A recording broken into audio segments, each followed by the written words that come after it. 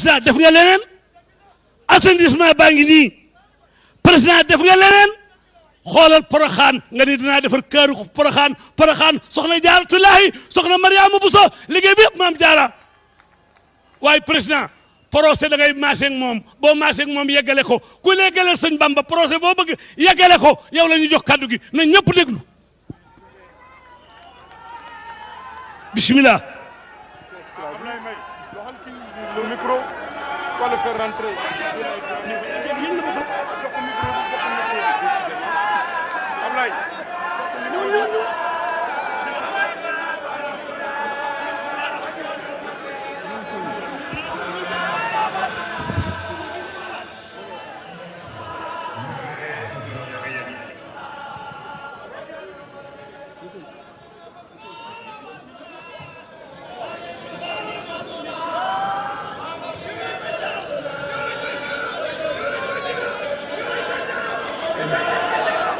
bàyyi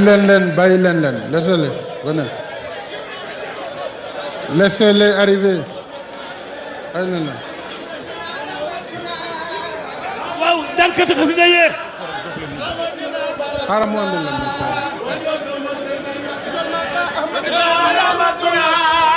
hamiduna ni mamuduna baratuna njol maka ahmaduna ramatuna mamaduna faratuna wajud sëñ Bamba sa waay du ñeewaayi keneen desul la gam di gam li tax ñu def lii mooy yow li nga defal Serigne Touba moo tax ñu defal la lii mamaduna faratuna kataballahu tabaraka wa taala anna baytillahi al-haram tarfa'ul malaikatu ila Touba ku sopp Sëñ Touba defal ni ñu màggal Sëriñ Touba ila Touba président ca kaw ca kanam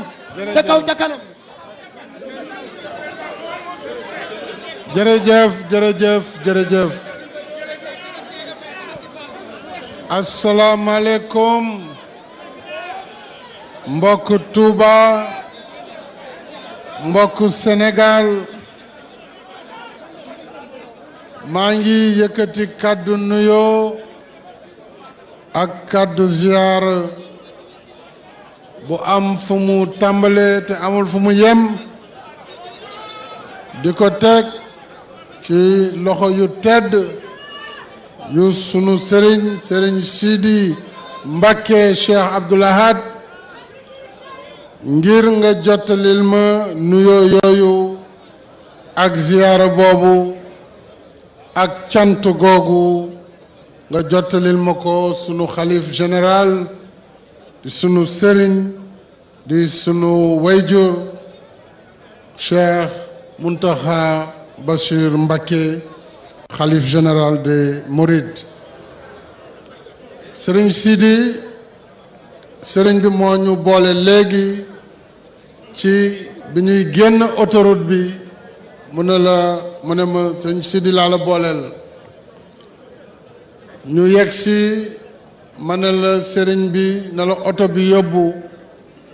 ma ñëw fekk si la nga ne ma déedéet dañuy ànd dox te xawoon na xëcc loolu li muy wone mooy sa taxawaay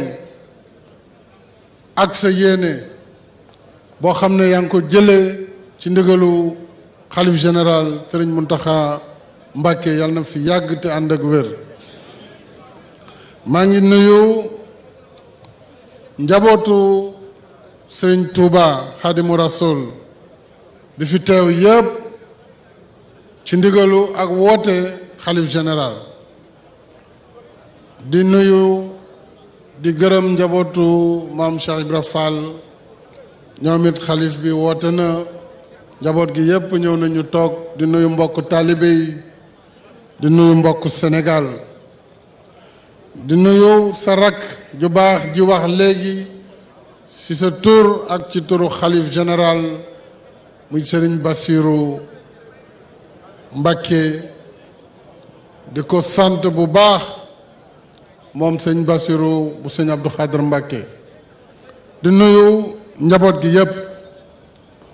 di sant nag bu baax suñu borom di sant it Serigne Touba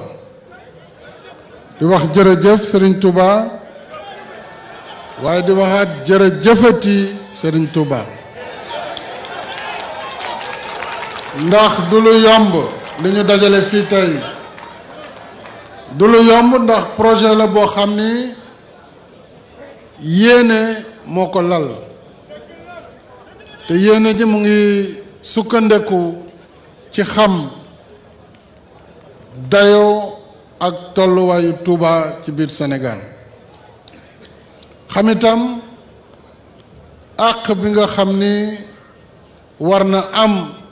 ci suñu diggante ak Touba sëñ Touba sànc ko wax nga ko fi léegi def ay digle santaane lu bare te ñu xam ne lépp dina ñëw kon nag li tax may sant mooy bi ma suñu borom xiiree ci tracé projet bu toll nii mu jàppale ma ci kattanam ak si ñaanu xalif bi may santaat di gërëm te ñuy ñaan suñu borom yokk leer sëriñ Sidi Mokhtar Mbacké ndax bañ koy taxawal moom moo ñëwoon ànd ak sëñ Muntaxa bii tey def ñaan yi bàyyi sëriñ Muntaxa mu yeggali waxtaan wi kon seeni ñaan yooyu bokk na ci li ñu kattanal ndax projet 416 milliards du lu yomb waaye bind projet bi wut alal ju toll noonu am ko tàmbali liggéey bi mottali ko réceptionné ko loolu ndimbalu yàlla moo ci dugg ak ngërëmal sëñ Touba kon nag loolu tax ma sant bu baax a baax ndax wax dëgg yàlla projet bu am solo la te it danaa si ñëwaat léegi sama discours ci nasaraan ndax dafa am nu ñu ko tracé dafa am it lu bare lu ñu tàmbali ci Touba ak lu ko ëppati te luy ñëw te du yàgg bu ci yàlla àndee loolu it danaa si ñëwaat léegi ci discours bi pour nga xam ne Ila Touba bi bu yegsee tam am na ay yoon yu ko war a gàttandu feelu ko wër ndomba Touba yi continuer dem Daara yi jaar Mbàkke dugg Touba yi ci desit wër Touba booleeg yoon yi nga xam ni fas yéene nañ ko def ci biir Touba ak li ko wër ngir dëkk bi mën a nekk dëkk bu moderne mën a méngoo tey ak dayoom nekk it véritablement ñaareelu dëkk ci biir Sénégal ci wàllu ay doomu aadama ak ci wàllu koom-koom fas yéene woon nañu lancé it tey première pierre bu parc industriel bu Touba kooku ñu ngi ci waxtaan naa si ak xalif bi waxtaan nañ ci ak promoteurs yi muy homme d'affaires ak femme d'affaires yu Touba incha allah dinañu xool ban bés dañuy teg liggéey boobu ngir mu jëm kanam kon maa ngi jàll ci version française bi. Vénéré Khalife général des Mourides Serigne Mountakha Bassirou Mbacké, Vénéré Serigne Sidi Mbacké Cheikh Abdoul Ahad, représentant le Khalife général, ainsi que son porte-parole Serigne Bassirou Abdou Khadr Mbacké, Vénéré membre de la famille de Khadimou Rassoul, chers talibés, Monsieur le Premier ministre, Monsieur le Président du Haut Conseil des collectivités territoriales, Madame la Présidente du Conseil économique, social et environnemental, Mesdames et Messieurs les ministres d'État, Mesdames et Messieurs les ministres et représentants des pays amis, Monsieur l'ambassadeur de la République populaire de Chine, votre pays est aujourd'hui à l'honneur à l'occasion de l'inauguration de l'autoroute Thiès-Touba, appelée Ila Touba. Monsieur le gouverneur de la région de Diourbel, monsieur le gouverneur de la région de Thiès, mesdames et messieurs les députés, mesdames et messieurs, monsieur le représentant de Exim Bank China, monsieur le maire de la ville de Touba, autorités administratives, religieuses et coutumières, mesdames et messieurs, chère population du Baol, chers invités, c'est avec une grande fierté que je viens procéder ici, dans cette terre bénie du Baol, à l'inauguration de l'autoroute Ila Touba, infrastructure majeure à la pointe du progrès, réalisée au bout d'efforts considérables et d'ingéniosité technique et financière remarquable. Je tiens tout d'abord à remercier chaleureusement Serigne Mountakha Bassirou Mbacké, Khalife général des Mourides, et toute la famille de Serigne Touba pour leur soutien constant dans la réalisation de cet important ouvrage et pour leur engagement dans le développement économique et social du Sénégal. J'ai également une pensée pieuse pour la mémoire de notre regretté khalife, Cheikh Sidi Mokhtar Mbacké, paix à son âme, qui a apporté sa bénédiction à ce projet, lancé en sa présence en janvier 2015. Je voudrais en outre exprimer ma reconnaissance aux populations de Touba, de Mbacké, de Diourbel, de Bambey et de toutes les localités, ainsi que Thiès, pour la mobilisation exceptionnelle et l'accueil mémorable qui m'a été réservé cet après-midi. Je réserve une mention spéciale aux populations des localités traversées par l'autoroute Ila Touba qui ont accepté en toute responsabilité de faciliter la mise à disposition des sites dans un élan patriotique. Je dis donc jërëjëf aux populations de Touba, de Thiès, de Khombol, de Bambey, de Diourbel et de Mbacké, et à celles de toutes les autres communes concernées. Je voudrais par ailleurs remercier au nom du peuple sénégalais le président de la République populaire de Chine, le président Xi Jinping, et le peuple chinois pour leur appui constant et leur soutien précieux dans la construction de l'autoroute Ila Touba, financée par la République populaire de Chine à travers Exim Bank Chine. Monsieur l'ambassadeur, je vous demande d'être mon interprète auprès du président Xi pour lui dire toute ma gratitude, tous mes remerciements, puisque je sais combien il s'engage à mes côtés dans la mise en œuvre et la réalisation du plan Sénégal émergent. Il me plaît aussi de souligner le rôle de premier plan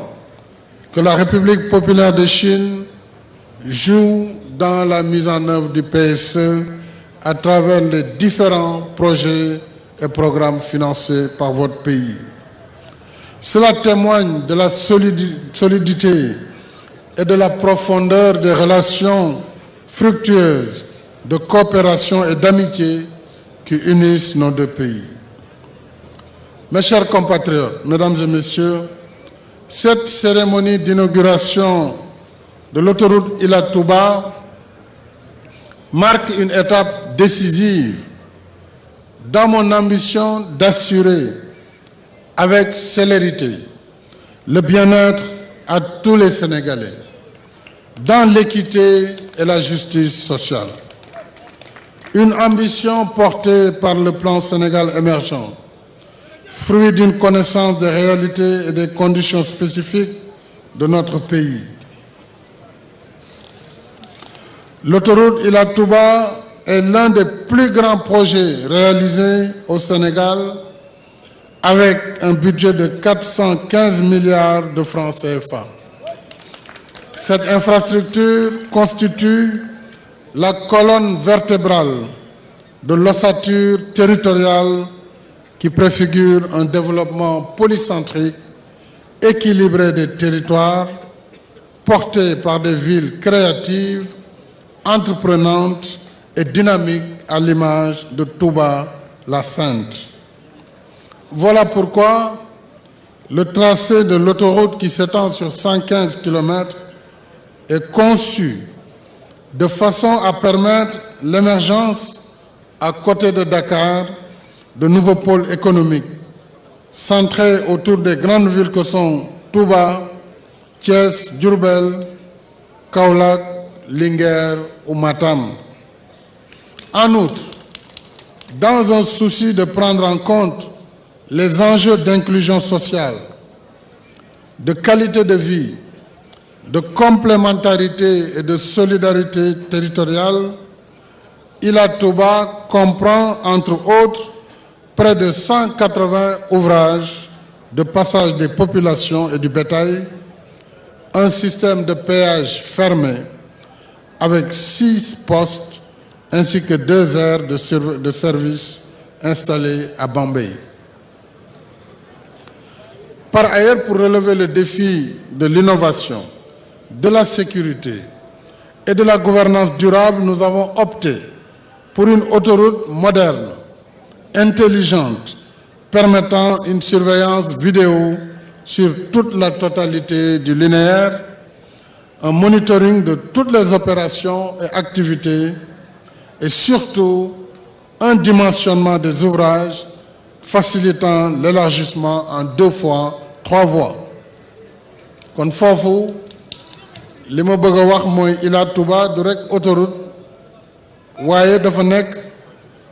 autoroute boo xam ne biñ koy liggéey dañ ci dëxëñ ay xarala yu bees yuy tax yoon wi yépp am na ay caméra télévision yu koy filmer ba tax lu xew ci yoon bi daañu xam fan la su jafe-jafe amee daañ ko mun repérer liggéey ko liggéey bu am solo. Ila Touba am na aussi ay poste yoo xam ni ak bërëbu noppalukaay muy ñaar ci wetu Bambey am na ay yoon yoo xam ni lu toll ci téeméer ak juróom-ñett fukk dañ ko ubbi ngir jur gi wala doomu aadama yi mën di ci jaar bañ di traverser autoroute. maa ngi ñaan sëriñ bi mu joxe ndigal si ñu moytu di dagg grillage yi ñu ngi doon xalaat sax ndax duñ ci def courant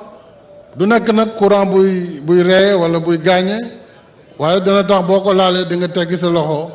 pour ñu bañ di dagg grillage bi ndax bu ñu daggee grillage bi jur gi dana si jaar te bu si jaaree dana yéeg ci tali bi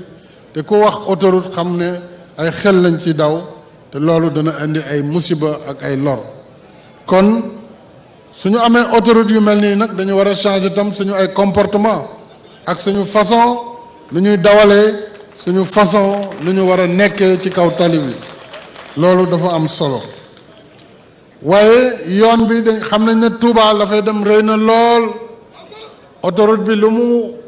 bees lu mu gaaw xam naa ni fii ak at yu néew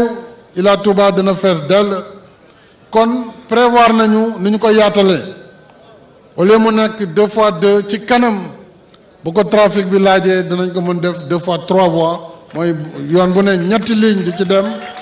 ñetti ligne di ci dellu si loolu yëpp boole nañ ko ci liggéey bi. Ila Touba tax na ci biir jamono jiñ koy liggéey lu toll si 4 junni doomu aadama liggéey nañ ci programme boobule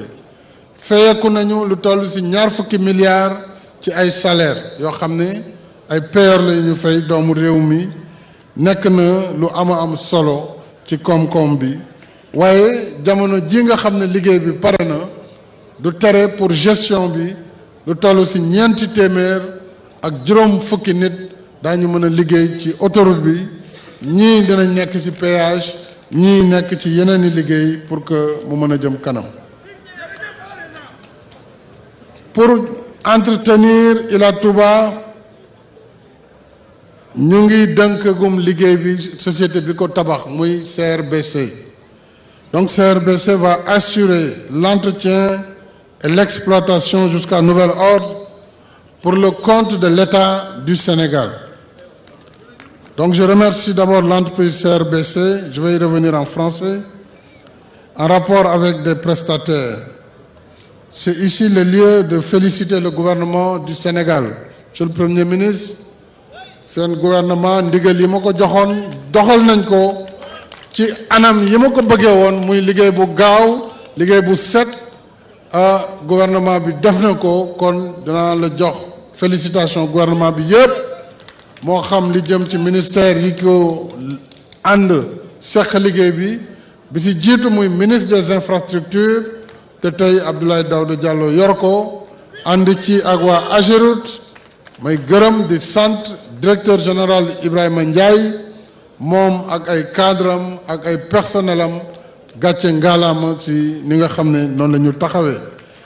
waaye maa ngi gërëm l'ensemble des ministres ministère des finances ministère bi yor aussi wàllu territoire yi parce que bëri woon na ay jafe-jafe waaye tous les services de l'État taxaw nañu ni mu waree pour que liggéey bi mën a antu mu nekk liggéey bu am solo bu loolu weesoo ma sant ci kàllaama nasaraan ñi nga xam ni aussi ñoo liggéey bi muy entreprise CRBC nga xam ne waroon na def ñeent fukki weer ak juróom ñu liggéey ko ci fanweeri weer ak juróom benn loolu aussi CRBC je voudrais vous féliciter pour la qualité de l'ouvrage, pour la rapidité avec laquelle vous avez réalisé cette infrastructure majeure. Remercier également la Exim Bank China pour son travail remarquable. Remercier aussi le bureau d'études Studi à travers M. Ben Youssef qui a assuré le suivi des travaux. Ila Touba s'inscrit dans un vaste programme d'infrastructures complémentaires et structurantes, emblématiques de ma volonté de façonner un Sénégal nouveau. Un Sénégal avec plus d'inclusion, plus de solidarité et plus d'équité. Un Sénégal compétitif, résilient, apte à faire face aux risques géopolitiques. Bref, un Sénégal de tous les possibles, un Sénégal de tous, un Sénégal pour tous. Dans cette perspective, l'autoroute Ila Touba se révèle comme un accélérateur de croissance économique qui favorisera une pleine valorisation des potentialités de la ville de Touba et des terroirs qu'elle polarise. En vérité, avec cette autoroute, c'est une nouvelle ère qui s'ouvre pour Touba, qui pourra désormais mieux assurer son rôle de deuxième pôle économique du Sénégal. Cette autoroute est aussi un vecteur de développement du tourisme religieux et un levier clé pour fortifier la vitalité culturelle et religieuse de Touba. Outre son impact dans la structuration de l'économie locale, Ila Touba facilite la circulation des personnes et des biens dans le confort et la sécurité des usagers. Et pour anticiper cette dynamique urbaine, mon gouvernement a engagé dans la ville de Touba la construction de 163 km de routes, 18 km de pistes neuves, ainsi qu'un important réseau de drainage et d'évacuation des eaux pluviales, financé à hauteur de 48,5 milliards de francs CFA. Il s'y ajoute la réalisation de 14 km de nouvelles routes, l'élargissement en 3 voies de la route Mbacké-Touba, le contournement de la ville de Touba par l'élargissement de la route en 2 fois 2 voies sur 10 kilomètres. loolu yaakaar naa sëñ Bassirou waxtaanoon nañu ci muy wan la ne liggéey bi yemul ci Ila Touba waaye li ñu bëgg pour Touba mën a jouer rôle bi mu war a jouer en tant que deuxième ville économique ci réew mi moo waral ñu tabax 163 kilomètres de route mais yokk ci 18 kilomètres de piste ak surtout réseau assainissement bi ñu def pour que ndoxu taw yi di bañ a indi lor ci biir Touba mais surtout ak ndoxu biir kër yi loolu yëpp nag am nañu programme buy coûter ñeent fukki milliards ak juróom-ñett ak lu topp pour def programme yooyu waaye yokk nañu 14 kilomètres yu bees yoo xam ne tali yu bees la yooyu en plus élargissement 2 fois 3 voies wax naa ko Mbacké Touba dinañu def yoon buy contourner Touba maanaam kii jël Ila Touba war a dem Daara Linguère wala Matam dina am yoon boo xam ne bu duggsee mën na bañ a di yokk circulation biir Touba day leru Touba def contournement daal di génn dem yoonam beneen yoon aussi bi nga xam dana ko jaar wetu Mbacké daañu ko def su ko defee Touba dana am ñaari yoon yu koy wër ndomb ci ay périphérique loolu bokk na aussi ci yéene yi mu fas yéene mottali fii ci Touba ci loolu laa waxtaanoon ak xalif bi di sëñ Muntaxa yal na yàlla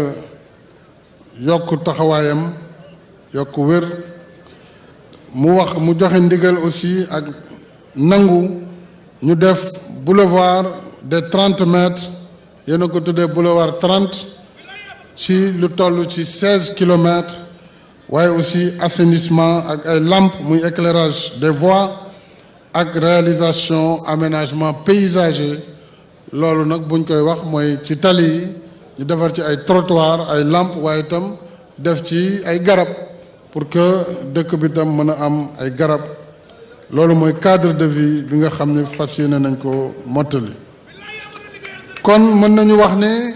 liggéey bi ñu mottali tey muy Ila Touba dafa bokk ci li Serigne Touba Cheikh Amadou Bamba waxoon te sëñ Bassirou firi na ko lu bare ak lu yaatu loolu day wane rek ne jëfam dafa teg lépp ci jaamu suñu borom teg lépp ci liggéeyal yàlla liggéeyal yonent bi sallallahu alayhi wa sallam teg lépp ci li ñuy wax la mystique du travail mooy doomu aadama liggéey moo koy mën a jàllale loolu ay principe la yoo xam ne moo ŋànk mouridisme moo waral ñu jàpp it ne Ila Touba bi buñ ko liggéeyee ba pare war nañ fexe ba njëg li nekk tam luy yomb ci doomu aadama yi moo tax fexe naa ba autoroute bu njëkk bi ñu wàññi njëg yi ba nga xam ni léegi diggante aéroportu Ndakaaru ba Touba foofu yëpp daanaka 3000 francs lay mën a doon diggante Ndakaaru Touba boo ci boolee même autoroute bële du passé junni ci ku yor oto bu ndaw wala oto moyen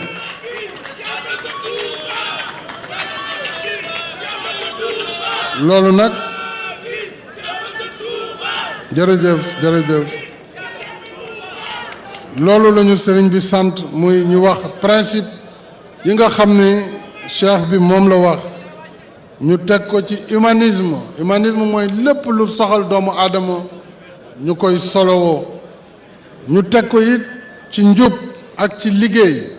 ak ci ragal yàlla muy la foi en Dieu waaye fonk doomu aadama nangu it toujours sacrifice ak muñ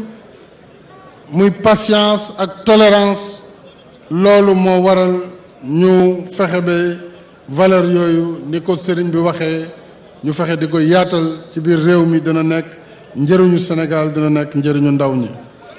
lii moo tax nag pour que autoroute bi nekk autoroute bu bees bu mucc ayib dañuy recommander usagers yi ñuy wut carte su ko defee ku ci am carte dootoo taxaw di fay ak di jël ay weccet carte boobu dañ ko bëgg a tuddee carte xéewal muy boo xam ni mooy def diggante AIBD bi Touba pour 3000 francs dana yombal liggéey bi donc ci kàddu yooyu laa bëggoon wax tey jii la ñuy ubbi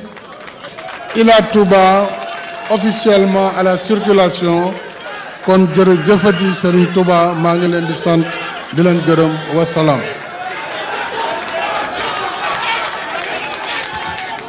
ubbil